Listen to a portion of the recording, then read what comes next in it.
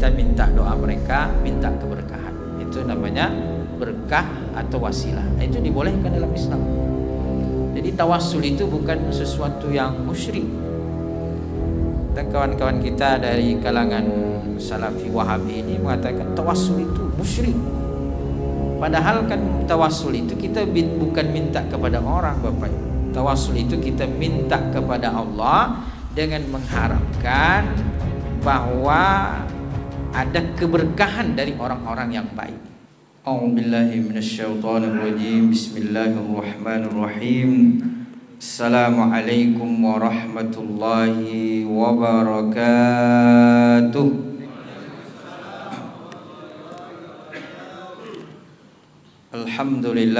Alhamdulillahi rabbil alamin. Bi ni'matihi tatimmus shalihat wa bi fadlihi tatanazzalur rahmat wa bi karamihi tunalul barakat wa bi afwihi tubaddalus sayyi'atu bil hasanat.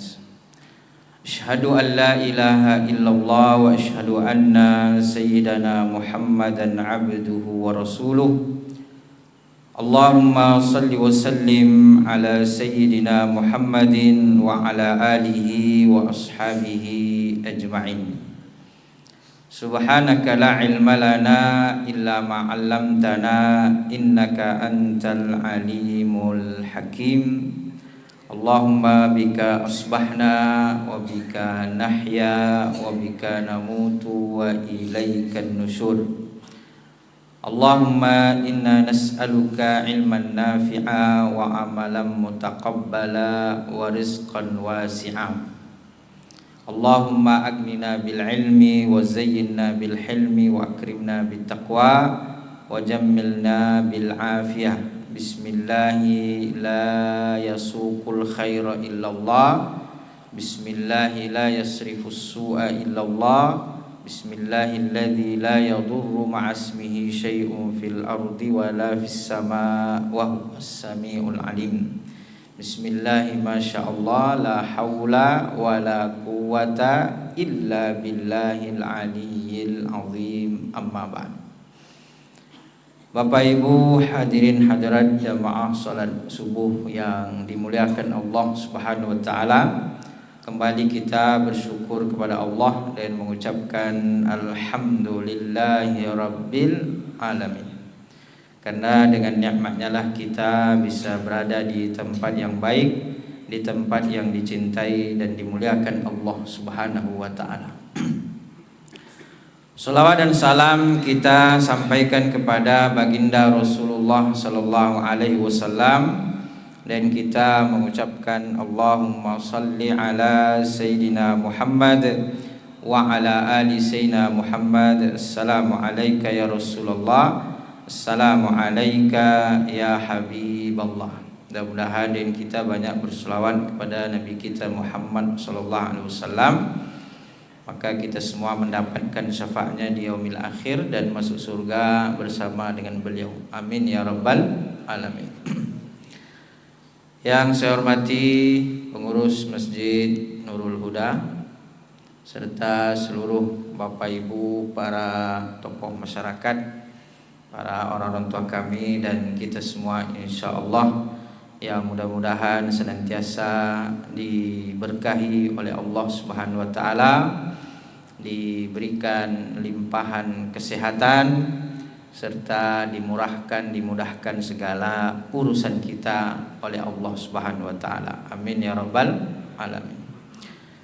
Bapak Ibu hadirin hadirat yang dimuliakan Allah Subhanahu wa taala, sebagaimana tema kita yang ditulis oleh Pak Ketua, yaitu tentang di antara hal-hal yang menjadi pelajaran atau hikmah di bulan Safar.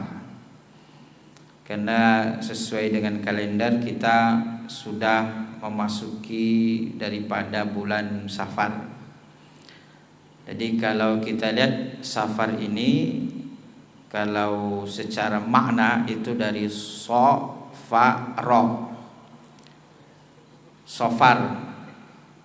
Jadi sebenarnya sofar sebenarnya. Cuman kalau di kita soknya jadi sin, jadi safar. Jadi kalau safar itu artinya bersafar, bepergian. Makanya safar itu diberikan kemudahan oleh Allah seperti bisa sholat qasar dan bisa sholat jamak. Karena perjalanan safar maka disebut dengan ibadah atau keringanan karena safar. Tapi kalau secara bahasa Arab, safar itu artinya adalah safar. Nah itu bisa dimaknakan sebagai sesuatu yang sepi atau kosong. Sifrun itu artinya nol, sifr. Makanya sifrun, wahid, itsnain, tsalatsa, itu angka-angka. Jadi kalau sifr kosong, wahid satu, itsnain dua, salasatun tiga, nanti sampai asyra. Makanya 10 Muharram disebut sebagai Asyura. Nah, jadi safar ini safara itu artinya adalah sepi atau kosong. Ya intinya itulah maknanya gitu. Nah, kenapa disebut bulan ini sebagai bulan Safar? Karena setelah bulan Muharram, itu adalah bulan haram, di mana di bulan Muharram ini diharamkan untuk berperang. Jadi tidak boleh melakukan peperangan. Maka bulan Safar ini kemudian sebagian mereka keluar untuk berperang. Sehingga ada rumah-rumah atau banyak rumah-rumah yang dikosongkan karena orangnya pergi berperang. Nah, jadi rumah-rumah itu ada yang kosong atau bisa jadi daerah itu kosong karena orangnya pergi berperang. Nah, ini kalau kita lihat dari segi makna yang terkandung di bulan Safar itu, dan itu penjelasan para ulama. Nah, kemudian Bapak Ibu yang dimuliakan Allah Subhanahu wa taala, ada kebiasaan yang tidak baik di zaman jahiliyah. Walaupun kebiasaan mereka tidak semua buruk, ada juga kebiasaan-kebiasaan baik. Jadi tidak semua di zaman jahiliyah itu buruk, tapi ada juga yang baik-baik. Seperti kebiasaan menerima tamu, menghormati tamu, itu kebiasaan yang baik oleh orang Arab, itu sudah terjadi zaman dahulu kala. Kemudian juga jiwa mereka pemberani, itu juga adalah hal-hal yang baik sejak zaman jahiliyah. Jadi mereka ini memang dikenal sebagai pemberani. Jadi makanya ketika Islam datang, mereka diberikan pondasi keyakinan kepada Allah Subhanahu wa taala. Mereka semakin yakin dengan Allah bahwa berjihad itu adalah mendapatkan pahala yang besar di sisi Allah Subhanahu wa taala, maka mereka semakin kuat dengan itu. Maka disebutkan dalam hadis, khiyarukum fil jahiliyah khiyarukum fil Islam. Jadi yang terbaik di zaman jahiliyah itu, dengan datangnya Islam mereka semakin baik. Nah, maka keberanian Umar bin Khattab sebelum masuk Islam, ketika beliau masuk Islam itu kan menjadikan Islam menjadi kuat dan kokoh. Karena memang Umar sejak zaman dahulu, sejak zaman jahiliyah, Umar bin Khattab itu sudah dikenal sebagai pemberani, dikenal sebagai orang yang hebat. Nah, maka oleh karena itu ketika Islam datang dan Umar bin Khattab memeluk Islam, di situ semakin menguatkan daripada keislaman dan keyakinannya kepada Allah Subhanahu wa taala. Maka ketika mereka baik menjadi tokoh di zaman jahiliyah, masuk Islam mereka juga menjadi tokoh, menjadi orang yang hebat. Nah, itu kalau kita lihat dari sisi sejarah. Maka oleh karena itu kalau kita lihat, mereka ada juga yang menganggap bahwa bulan Safar ini adalah bulan yang tidak baik, bulan yang buruk. Jadi dianggapnya bulan Safar ini adalah bulan yang sial. Jadi dianggap sebagai sesuatu yang sial, bulan yang sial. Maka mereka ada juga mereka itu menganggap Safar ini adalah bulan yang tidak baik. Tapi kemudian Islam datang memberikan pelajaran bahwa tidak ada istilah bulan sial. Jadi kita tidak, wah ini hari sial, itu tidak ada dalam Islam.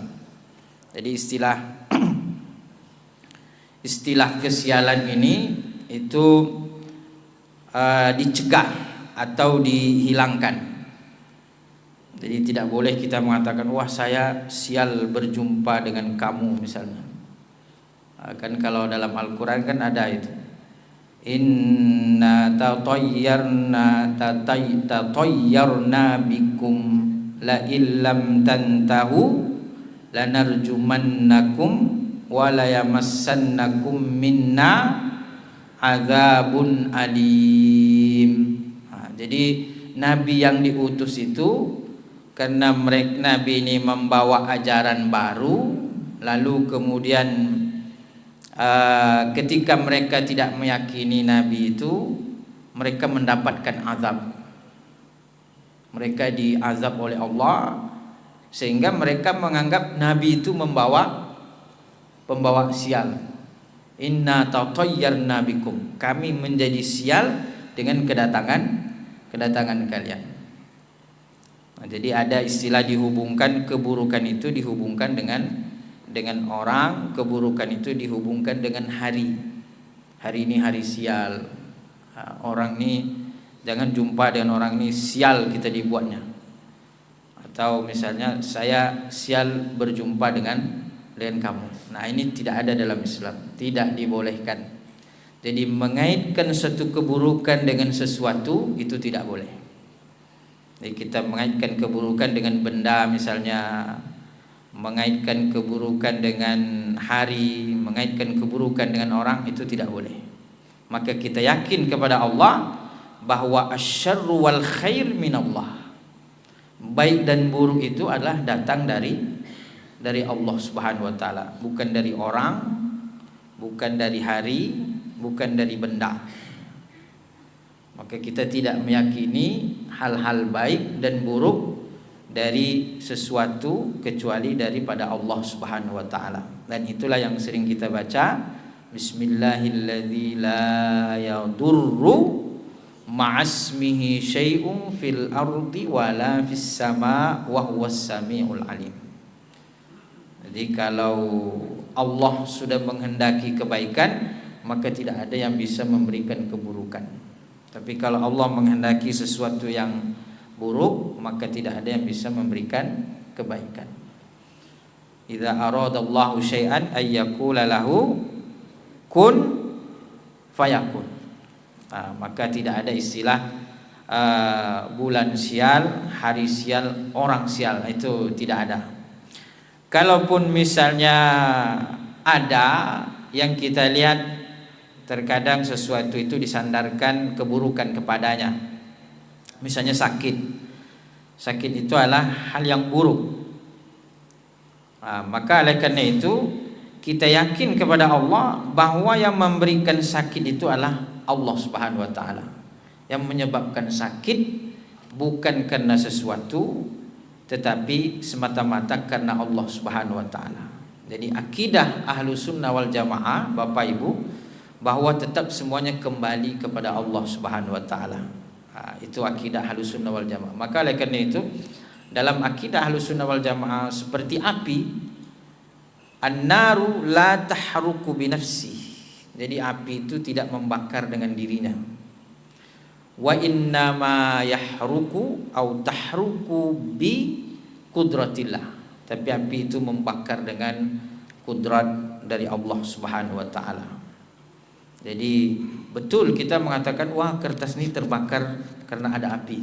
Betul. Tapi itu kan sunnatullah, bahwa kalau ada api maka kemudian kertas menjadi terbakar. Kalau tidak percaya Bapak Ibu, kalau ada api masukkan tangan. Insya Allah itu kepanasan atau terbakar. Apakah api ini membakar? Betul secara sunnatullah. Tapi secara hakikat Bapak Ibu, secara sesungguhnya bahwa yang membakar itu adalah Allah, bukan api. Maka oleh karena itu ketika Allah tidak berkehendak, maka jadilah api itu menjadi dingin bagi Nabi Ibrahim alaihissalam. Qulna ya narukuni bardan wa salaman ala Ibrahim. Jadi bisa jadi ada api tapi dia tidak membakar. Buktinya justru api itu menjadi dingin, menjadi sejuk. Kalau bahasa kitanya sojwa bagi Nabi Ibrahim, menjadi sejuk bagi Nabi Ibrahim. Itu menunjukkan bahwa kuasa dan kekuatan adalah semata-mata dari Allah Subhanahu wa taala. Karena ada api tapi di situ tidak membakar. Nah, ini beda dengan Mu'tazilah. Kalau Mu'tazilah bilang api itu yang membakar. Sehingga bagi mereka bahwa api itu membakar dengan sendirinya, Allah memberikan kekuatan kepada api, api itu yang membakar. Ada lagi nanti yang mengatakan bahwa api itu membakar dengan sendirinya. Orang filsafat, para filosof itu mereka mengatakan bahwa api itu dengan sendirinya punya kekuatan, maka dengan sendirinya dia membakar. Maka kalau kita mengkaji akidah Ahlus Sunnah wal Jamaah Bapak Ibu, bahwa segala kekuatan, segala kudrat, segala kemampuan itu semata-mata datang dari Allah Subhanahu wa taala. Jadi kita tidak menyandarkan kepada sesuatu. Maka oleh karena itu ada juga mengatakan kalau ada orang terbakar, bagus tuh dibaca ayat qulna ya narukuni bardan wa salaman ala Ibrahim. Nah, sambil dikasih ludah sedikit. Tapi ludahnya jangan ludah kita ke orang gitu. Kalau kita yang terluka, ludah kita sendiri. Karena kalau orang terluka pakai ludah kita, takutnya tambah parah. Karena banyak bakterinya gitu.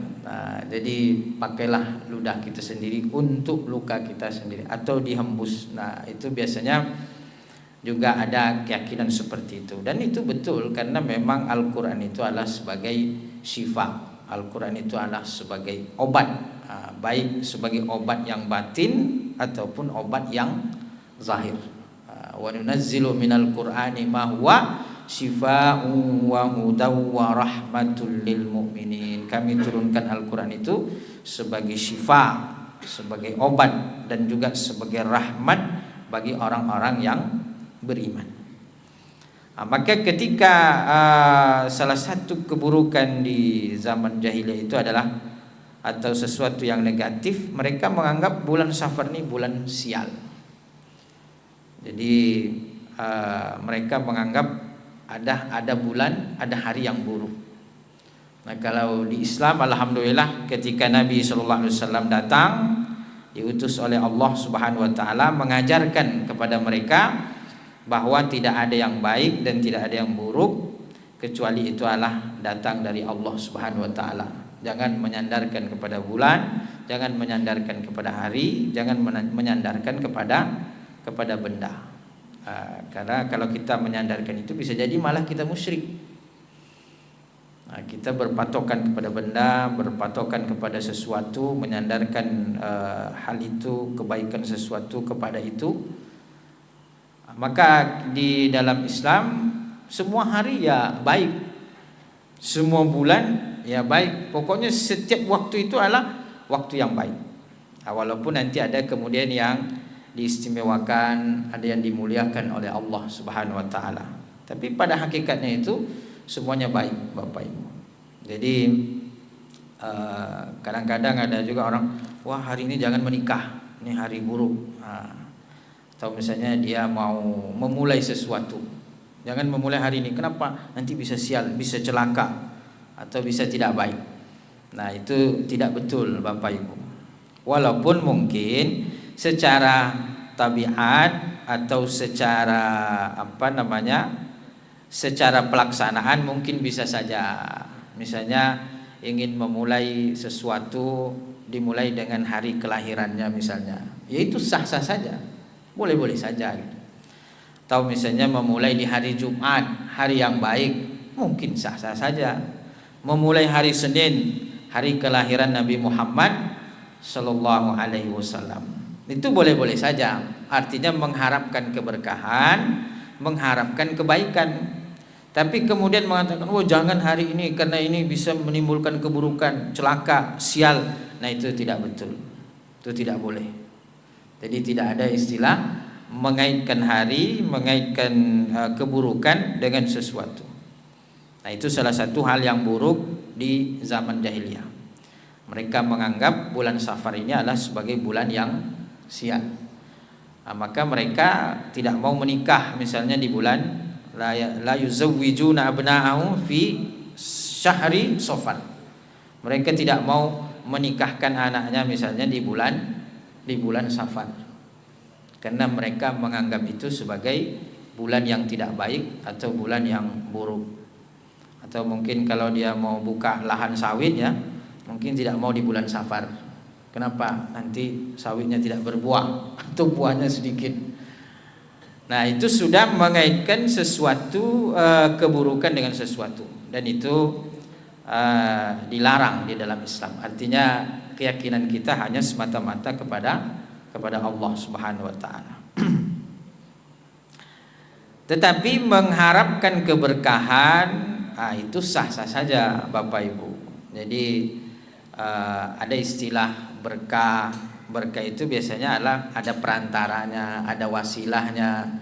Kita datang misalnya kepada orang soleh minta doa agar mendapatkan keberkahan. Itu minta berkah namanya. Bukan menyandarkan kebaikan itu, bukan kita percaya bahwa orang itu yang memberikan kebaikan, bukan. Tetapi dengan wasilah itu kita mendapatkan kebaikan dari Allah Subhanahu wa taala. Karena Allah juga yang memerintahkan dalam Al-Qur'an, wabtaghu ilaihil wasilah. Jadi boleh kita berdoa meminta kepada Allah melalui wasilah. Jadi ada wasilahnya. Mungkin karena kita ini kesolehannya kurang, sehingga mungkin doanya kurang mustajab. Di sana mungkin ada orang yang soleh, ibadahnya kuat, sehingga kata Nabi SAW, ada orang-orang yang di atas muka bumi ini tidaklah dia mengangkat tangannya kecuali sebelum dia turunkan sudah diijabah oleh Allah Subhanahu wa taala. Nah, itu kita minta doa mereka, minta keberkahan. Itu namanya berkah atau wasilah. Itu dibolehkan dalam Islam. Jadi tawassul itu bukan sesuatu yang musyrik. Kawan-kawan kita dari kalangan Salafi Wahabi ini mengatakan tawassul itu musyrik. Padahal kan tawassul itu kita bukan minta kepada orang Bapak Ibu. Tawassul itu kita minta kepada Allah dengan mengharapkan bahwa ada keberkahan dari orang-orang yang baik, ada keberkahan dari orang-orang yang soleh.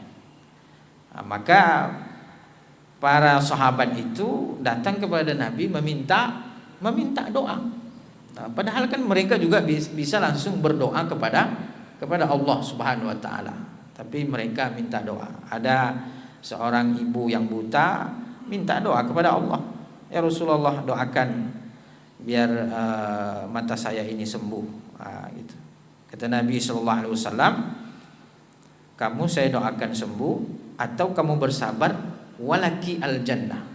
Saya doakan sembuh atau kamu bersabar dan surga telah disediakan oleh Allah untukmu. Nah, kira-kira Bapak Ibu milih mana? Milih sembuh dan masuk surga. Nah, cuman kan tidak ada pilihan itu. Tidak ada pilihan sembuh dan masuk surga. Dan sebagai adab daripada ibu itu, dia tidak meminta pilihan ketiga. Sesuai dengan yang diberikan oleh Rasulullah sallallahu alaihi wasallam. Mau saya doakan sembuh, itu jaminan dari Nabi kan? Karena Nabi orang soleh, pilihan Allah Subhanahu wa taala, maka Nabi memberikan jaminan, kamu saya doakan pasti sembuh, kan begitu. Nah, kalau kita doakan 100 kali belum tentu sembuh. Karena doa kita mungkin masih terhalang, karena mungkin ada keburukan, ada dosa, ada maksiat. Atau bisa jadi doa kita ini tidak langsung ditabungkan oleh Allah Subhanahu wa taala. Nah, tapi kalau Nabi sallallahu alaihi wasallam, karena beliau adalah pilihan Allah Subhanahu wa taala, maka doanya diijabah oleh Allah Subhanahu wa taala. Jadi kata Nabi, kamu saya doakan kamu sembuh, atau kamu bersabar maka surga adalah untukmu. Nah, kemudian karena ibu ini mengharapkan kebaikan yang lebih abadi, bukan kebaikan sementara, mengharapkan kebaikan yang tiada akhir, karena kalau dunia ini kan sementara, walaupun melihat di dunia tapi kan sementara melihatnya, maka beliau memilih asbir, saya memilih bersabar, dan insya Allah surga adalah untukku. Padahal kalau nenek itu minta, bapak ibu itu minta, ya Rasulullah, saya didoakan sembuh dan masuk surga, insya Allah dikabulkan oleh Nabi Sallallahu Alaihi Wasallam. Karena Nabi itu tidak pernah menolak permintaan orang. Cuman sebagai adab, ibu itu tidak minta. Dia hanya mencukupkan dengan apa yang dipilihkan oleh Rasulullah Sallallahu Alaihi Wasallam. Itu min kamalil adab, diantara sempurnanya adab orang-orang yang bersama dengan Rasulullah Sallallahu Alaihi Wasallam. Nah, jadi mengharapkan kebaikan, mengharapkan keberkahan itu tidak bertentangan dengan bahwa segala kebaikan, segala keburukan datang dari Allah Subhanahu wa taala. Mengharapkan hilang dahaganya dengan minum air itu tidak bertentangan dengan kita mengharapkan kebaikan dari Allah Subhanahu wa taala. Jadi kita tidak meyakini bahwa air itu yang menghilangkan dahaga, karena air itu sama sekali tidak bisa menghilangkan dahaga. Siapa yang menghilangkan dahaga? Allah. Mungkin kita minum 1 drum, kalau Allah tidak berkehendak maka tidak hilang dahaganya. Nah, begitulah Islam memandang sesuatu, itu namanya akidah. Kita makan 1 baskom sudah masuk semua asam pade, kemudian dendengnya, kemudian semua banyak makanan kita masukkan, bisa jadi lamparnya tidak hilang. Kenapa? Karena Allah belum berkehendak. Nah, maka bukan makanan itu yang mengenyangkan. Makanya bisa jadi ada orang tidak makan tapi tidak lapar. Kalau kita kan seringkali menyandarkan, kalau nggak makan nanti mati. Secara sunnatullah bisa jadi begitu gitu. Nah, tapi bukan itu sebabnya, tapi Allah Subhanahu wa taala. Maka oleh karena itu Ashabul Kahfi, mereka tidur selama 300 tahun, tidak makan dan tidak minum, tapi mereka bisa hidup. Biqudratillah, dengan ketentuan dan kebesaran dari Allah Subhanahu wa taala. Nah, tapi boleh nggak kita menyandarkan, saya makan saya kenyang karena makan nasi? Boleh secara sunnatullah, boleh. Itu sunnatullah, artinya secara sunnatullah ketika ada nasi masuk maka lapar itu menjadi hilang.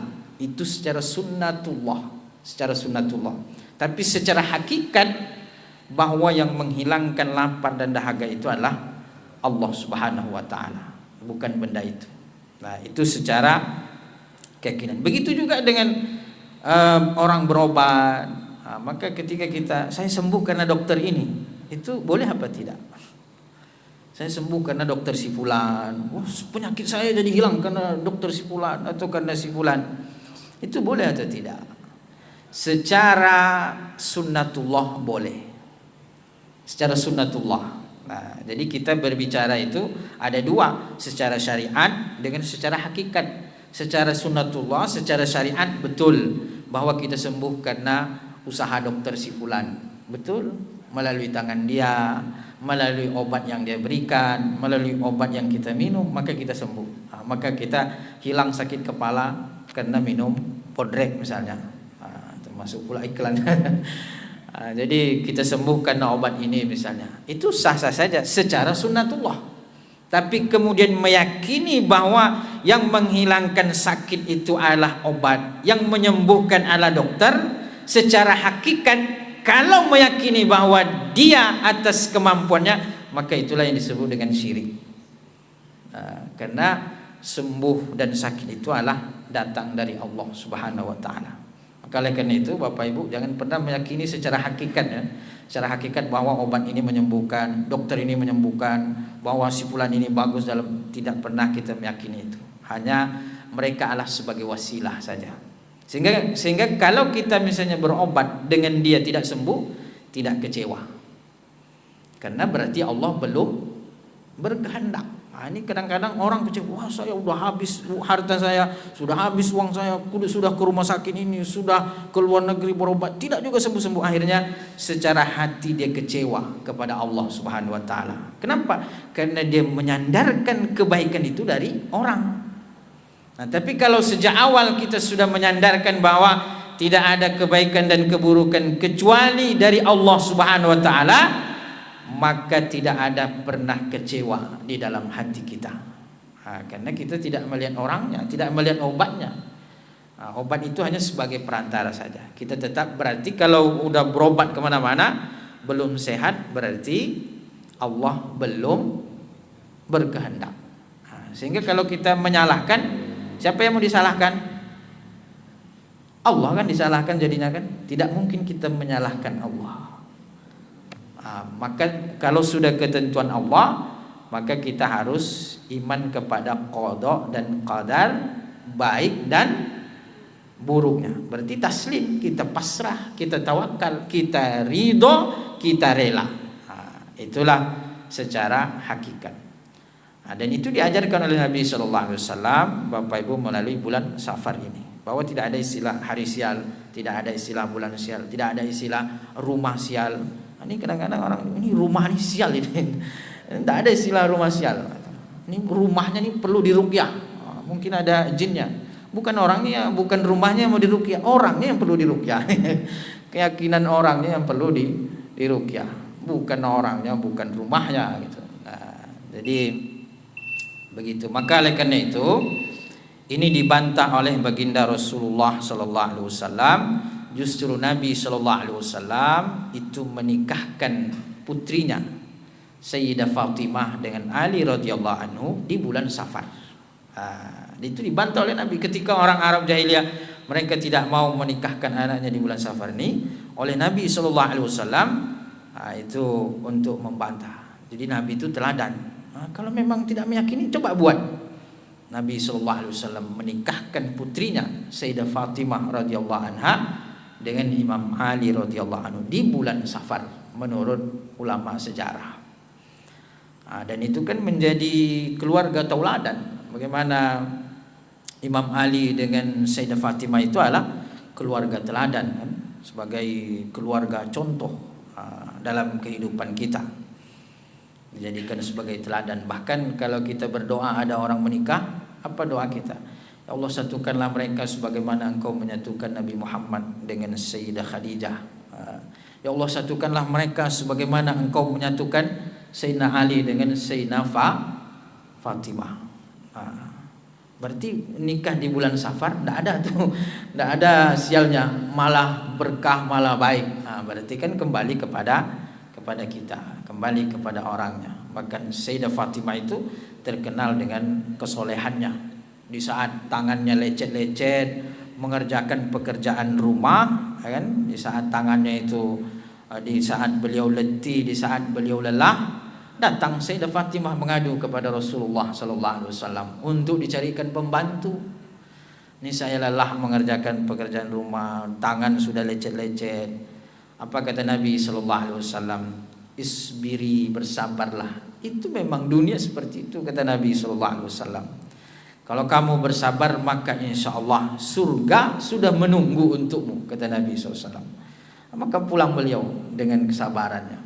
Nah, itu Sayyidah Fatimah radhiyallahu anhu sebagai wanita tauladan, calon penghuni surga. Dinikahkan oleh Nabi di bulan Safar. Ini ada yang sudah menikah, dipilihlah hari dengan hari yang terbaik menurut dia. dengan pesta yang besar. 7 hari cerai. Nauzubillah. Mudah-mudahan kita dijauhkan dari segala keburukan. Kita berharap Allah Subhanahu wa taala menimpahkan kebaikan dan segala keberkahan untuk kita semua dan untuk keluarga kita. Amin ya rabbal alamin. Maka Nabi SAW menepis itu, bahwa tidak ada istilah bulan sial. Maka beliau kemudian menikahkan putrinya. Bahkan kalau kita lihat juga sejarah, Nabi menikah dengan Sayyidah Khadijah itu adalah bulan Safar. Dan dari Sayyidah Khadijah lah kemudian Nabi SAW memperoleh putra-putri. 7 putra-putri Nabi, itu 6 orang dari Sayyidah Khadijah, 1 orang dari Maria Al-Qibtiyah. Jadi 6 orangnya dari Sayyidah Khadijah radhiyallahu anha. Makanya selalu disebut-sebut oleh Nabi sallallahu alaihi wasallam, sampai Sayyidah Aisyah pun cemburu. Kan luar biasa tuh. Sayyidah Khadijah udah meninggal, tapi Sayyidah Aisyah cemburu kepada Sayyidah Khadijah radhiyallahu anha, karena selalu dikenang oleh baginda Rasulullah sallallahu alaihi wasallam. Bahkan Nabi juga mengirim pasukan di bulan Safar. Ada istilahnya perang Rum, perang bersama dengan Rum. Itu pasukannya dikirim di bulan Safar oleh baginda Rasulullah sallallahu alaihi wasallam. Kalau lihat kita kejadian, banyak peperangan Nabi terjadi di bulan Safar. Begitu juga kita lihat sejarah, misalnya masuk Islamnya sahabat Amr bin As radhiyallahu anhu. Ini seorang sahabat yang hebat, seorang sahabat panglima perang. Bahkan beliau membuka Afrika. Jadi yang pertama kali memimpin pasukan membuka Afrika itu adalah Amr bin As radhiyallahu anhu. Makanya masjid di Mesir, masjid tertua itu namanya Masjid Amr bin As, karena yang pertama masuk di sana adalah sahabat Amr bin As. Islamnya Khalid bin Walid itu juga di bulan Safar. Khalid bin Walid ini adalah seorang sahabat ahli perang, dikenal sebagai pedang Allah, pimpinan perang yang sangat hebat, tidak pernah terkalahkan, kan begitu. Bahkan ketika perang Uhud kan Khalid bin Walid itu belum Islam. Maka Khalid bin Walid inilah yang memimpin pasukan berkuda memutari Uhud itu, dan mereka membawa pasukannya naik ke Uhud, lalu kemudian memanahkan anak panahnya kepada pasukan-pasukan muslim. Sehingga sebab kalahnya umat Islam itu diantaranya adalah Khalid bin Walid, sebabnya itu. Tapi ketika beliau masuk Islam, beliau memimpin perang tidak pernah terkalahkan, dibalasnya. Ini Khalid bin Walid. Sampai kemudian Umar bin Khattab menjadi khalifah. Ini Khalid bin Walid ini kalau tidak pernah kalah ini bahaya dia nih, bisa sombong nanti. Akhirnya ketika peperangan berkecamuk itu dicopot jabatannya. Jadi ketika perang berkecamuk ini, itu jabatan Khalid bin Walid sebagai panglima perang itu dicopot. Ketika sampai surat kepada beliau dari panglima hebat, panglima perang, kemudian beliau mendapatkan surat pencopotan dari Umar bin Khattab sebagai khalifah. Beliau menerima dengan lapang dada, lalu kemudian ikut menjadi pasukan biasa. Dari depan pergi dia ke belakang. Sampai yang diangkat baru itu segan. Amr bin As sebagai panglima baru, segan dia. Wahai panglima, kamu memimpin kami kemudian menjadi belakang. Apa kata beliau? Tidak ada yang saya inginkan kecuali hanya kemuliaan Islam. Tidak ada yang saya inginkan kecuali hanya surga di akhirat. Jadi jabatan itu tidak ada makna bagi dia. Pokoknya menjadi panglima berperang, menjadi pasukan biasa juga berperang. Itu bisa dibayangkan kalau sekarang dari panglima dicopot menjadi tentara biasa. Itu berat itu Bapak Ibu. Maka oleh karena itu sahabat itu luar biasa. Dari Khalid bin Walid panglima yang kalau harusnya kan kalau dicopot itu mungkin ada kesalahan. Ini menang terus, tidak pernah terkalahkan. Pasukannya tidak pernah terkalahkan. Maka Khalid bin Walid dikenal dengan Saifullahil Maslul, pedang Allah yang terhunus. Panglima yang sangat hebat.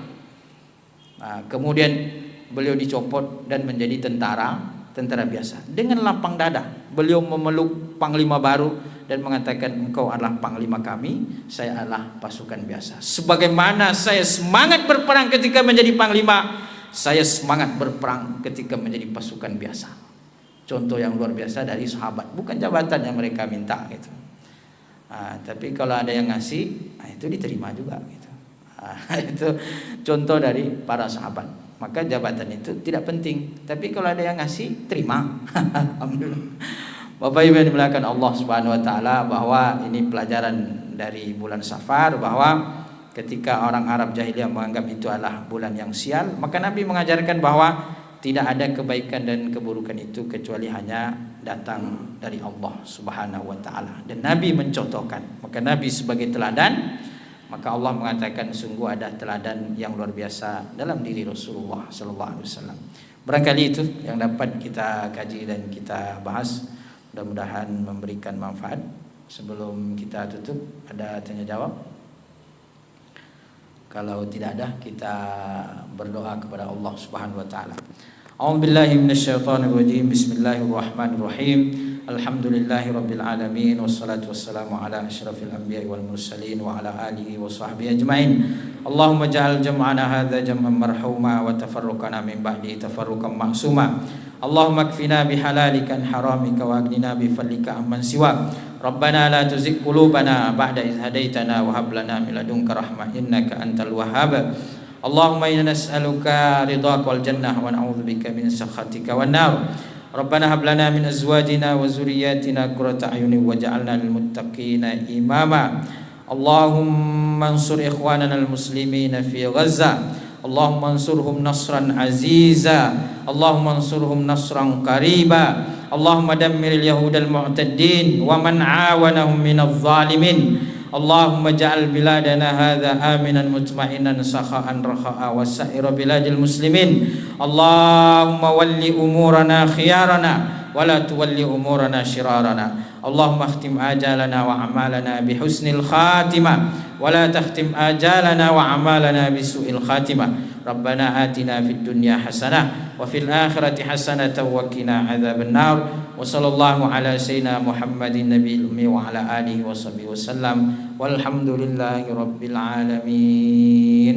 Taqabbalallahu minkum minna wa minkum taqabbal ya karim. Subhanakallahumma wa bihamdika nasyhadu an la ilaha illa anta nastaghfiruka wa natubu ilaik.